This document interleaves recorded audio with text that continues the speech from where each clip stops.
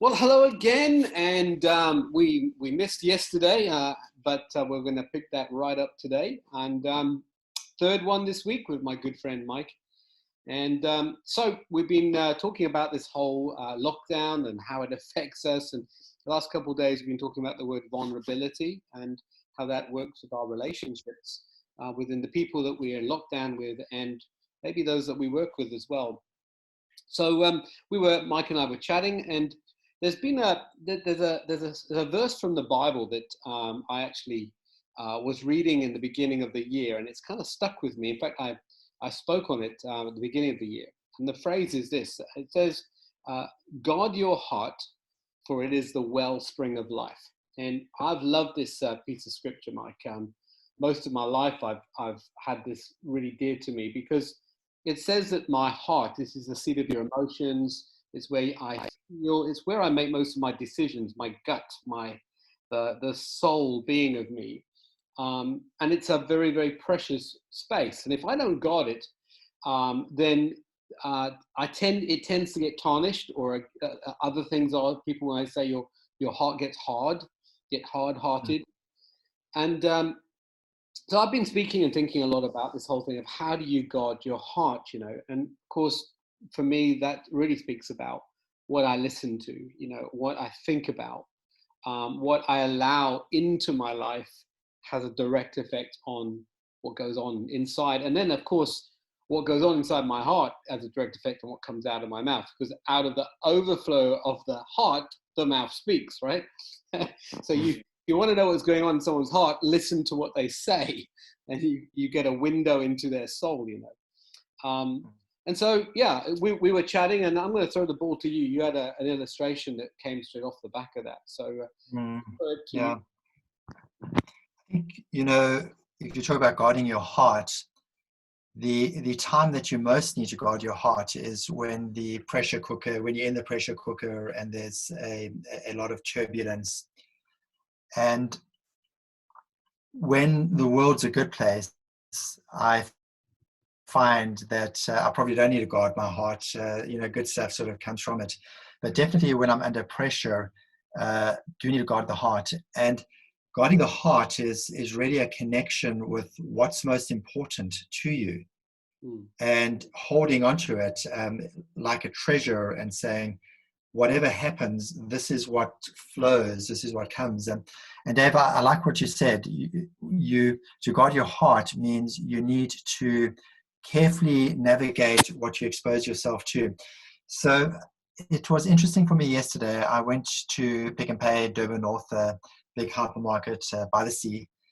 And you tend to have to queue up outside now. And when you're walking towards the queue and there's one or two other people walking, and as I'm walking, I become aware of this guy quite close to me.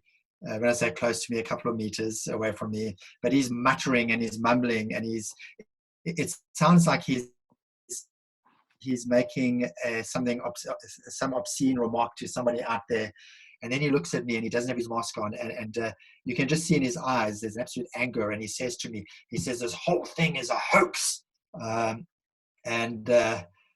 when you realize, it's like, oh, I'm behind this oak in the queue now. And his whole body language, his whole expression is just anger personified. So as I get into the queue behind him, I immediately pick up my phone and begin to just start texting, because I know that I just cannot afford to make eye contact with this guy, because I know I'm not going to be able to control where this goes, and he's just going to sap energy. And true to form, when we get to the front of the queue, he immediately lashes out at the security guy who's letting people in, complaining about something that happened yesterday. And I just, the thought that went through to my mind is, and in terms of also what he said, I wonder what he's been listening to.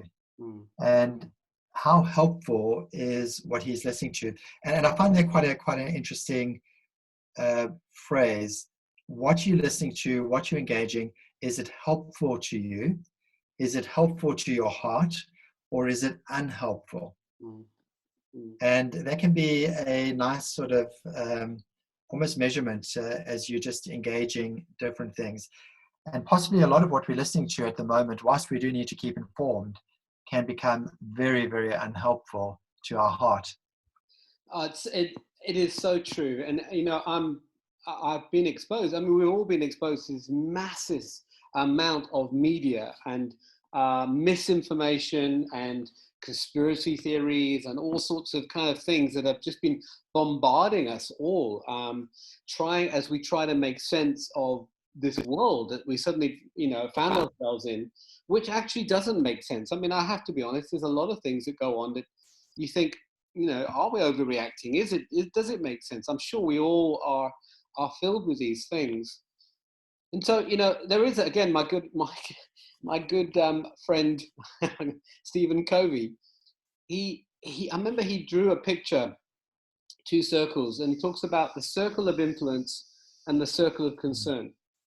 And it was something a lesson I learned from him in one of his books.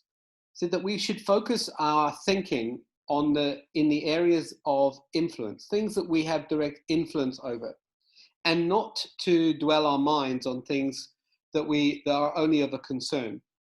We can be concerned about the political and economic situation. We can be concerned that this may or may not have been started deliberately or not deliberately, but we can't affect it. There's nothing we can do about that here right now. And so we have to learn to put those things to one side, and to focus on those areas that we have direct influence over: our workplace, our families, our being, And that's been a really big tool for me in helping me to make some sense of these emotions. Which one should I put energy into, and which one shouldn't I? Which of the Facebook posts should I comment on, and which ones shouldn't I? Which television stations should I be listening to, and which one shouldn't I? And I guess a gauge for me is anything that I listen to that brings fear into my life, I tend to stop, because I think bringing fear into my life is usually because someone's telling me something I can't do anything about. If I can't do anything about, then why am I entertaining it? Those are some very practical measures I've had to adopt to guard my own heart through time. Yeah. And I think it's about knowing your own core messages. So it's 3 or 4 messages about you which are true. They're true to you, and they begin to govern how you show up. I'm sure weeks ago we spoke about the 8th beat and those sorts of things. And so it's a bit of a reconnection with that again. And then I think it's to ask yourself some really, really good questions. So as you're exposed to different things, a good question to ask is, do I have enough information to actually freak out about this thing? And most often we don't have enough information. It's a report. Do I have enough information to freak out? And so it ties in a little bit what we spoke about curiosity. Be curious then. If something's really, really unsettling you, guard your heart, but let it go, or find information. Second great question is, would freaking out actually help? And most often it won't change anything. So I think for myself, what I've had to learn is, when this started, I found I was watching the news quite a lot many weeks ago.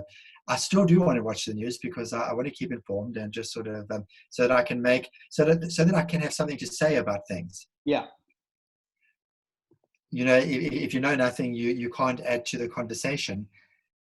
And then it's to recognize that that a lot of even what I'm hearing is not good. So what we need to do is make sure that good news gets equal share of your mind space.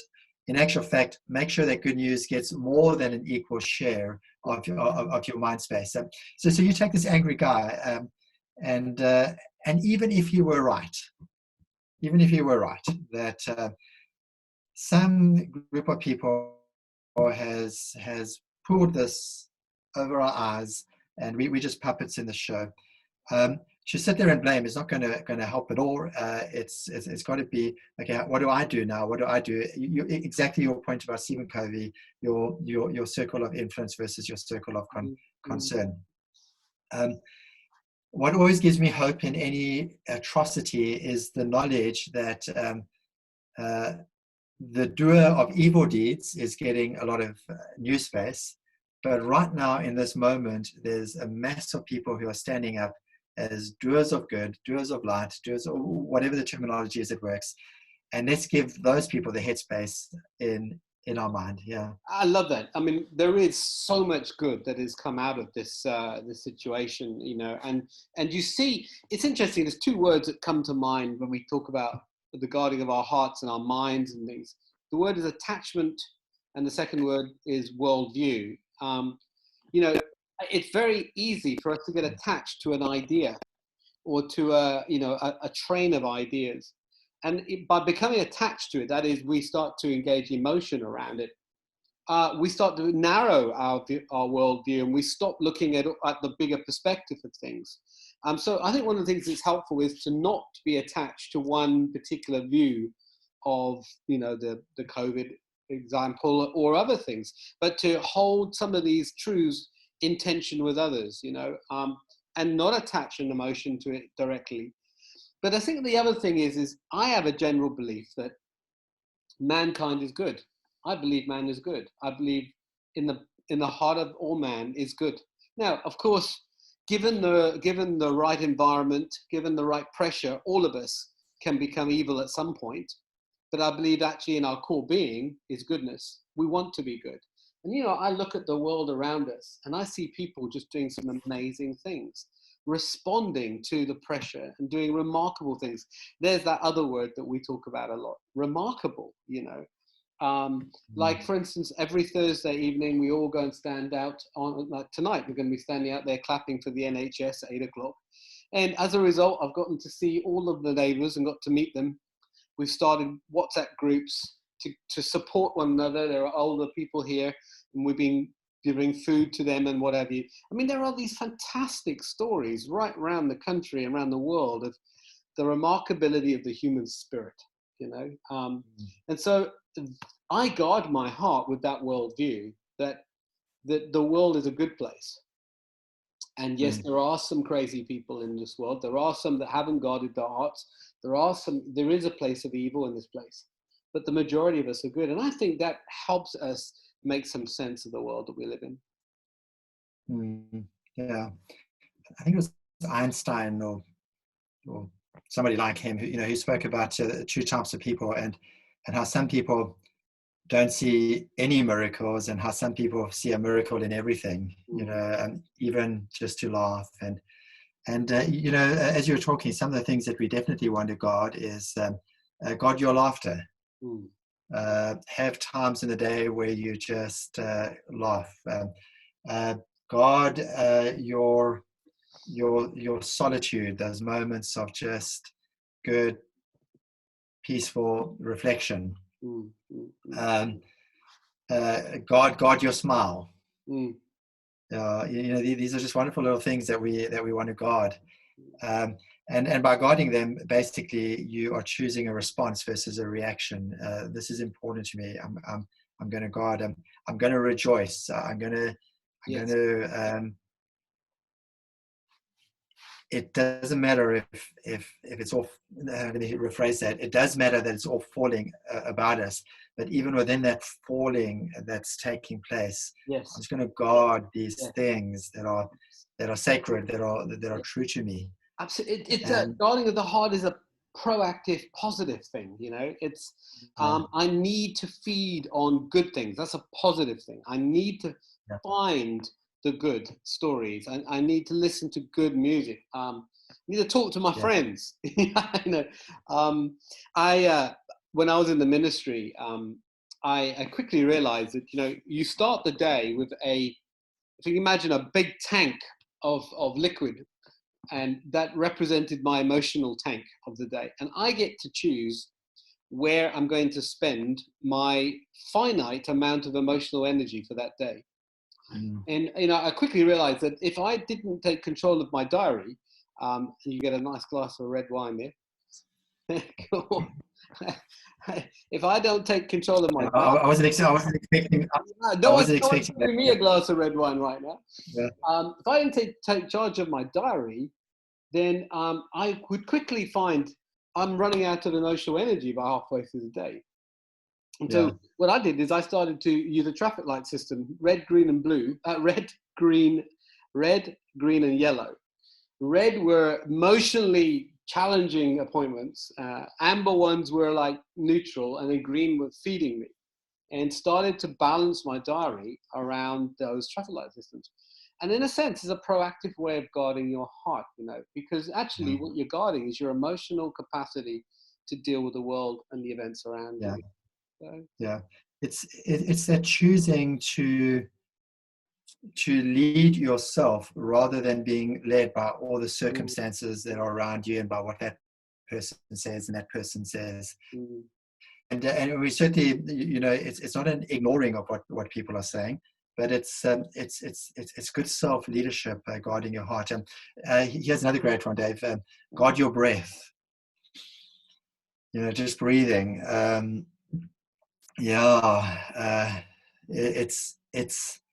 It's the stuff that helps us to not get rid of a bad day, but to navigate the bad day. So I must say I felt for this guy, but in a sense, I felt more for the people that were living with him, yes. because it's like, oh, you're not guarding your heart, and if you're not guarding your heart, what is the impact that has on other people? And so people who guard their heart well are going to be energy givers. People who are not guarding their heart well are just going to sap the life and the energy of those around them. Hence, it's like, Mike, don't engage. You're not going to change him. He's angry. He's just just don't engage. Just not worth it. That's where we need social distancing. Yes. We need social distancing from people that are going to affect our hearts. Yeah. Because I knew. Yeah, and I knew he just wanted, he didn't want to pick a fight with me. He wanted me to join his fight, Yeah. And it's like, and I suppose what I was doing actually was guarding my heart, Yeah. And oh, by the way, I suppose that's probably the biggest guarding your heart of all, is who you're talking to. Yeah. Well, it's good to talk to you again, Mikey. And we'll keep the conversation going. We'll chat again tomorrow. And you mentioned the word remarkable. Tomorrow we have to talk remarkable, because the little game that we used to play. We will make tomorrow a remarkable day. We will chat about remarkability. Enjoy your red wine, my friend. All right. Chat to you soon.